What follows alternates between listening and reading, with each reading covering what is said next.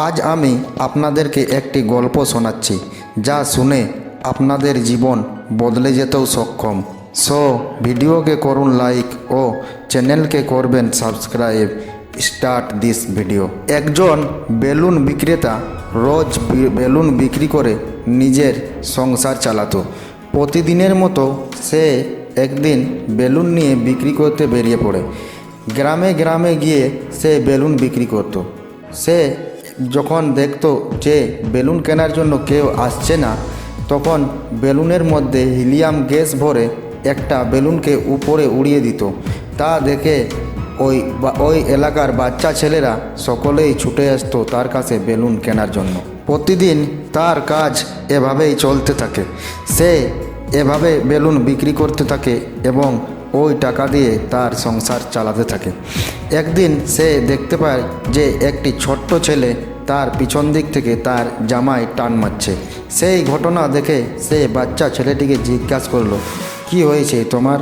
তখন বাচ্চা ছেলেটি বলে উঠল, এই যে কালো বেলুনটা দেখতে পাচ্ছি, এই বেলুনটা কি আকাশে উড়বে?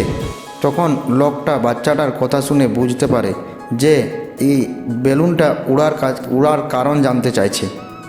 লোকটা বাচ্চাটির কাছে বসে এবং তাকে বলতে শুরু করে যে এই বেলুনগুলো কোনো নিজের রঙের জন্য উড়ছে না বাবু, এই বেলুনগুলো উড়ছে এর ভিতরের গ্যাস থাকার কারণে।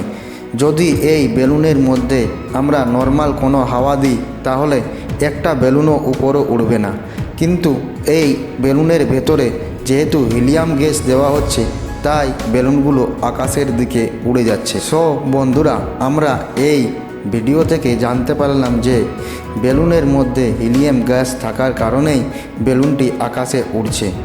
মানুষ তার নিজ চেষ্টায় অনেক কিছুই করতে পারে, কিন্তু তার ভিতর থেকে মোটিভেশন থাকতে হবে। যদি সে মোটিভেটেড থাকে তাহলেই সে এগুলো করতে পারবে।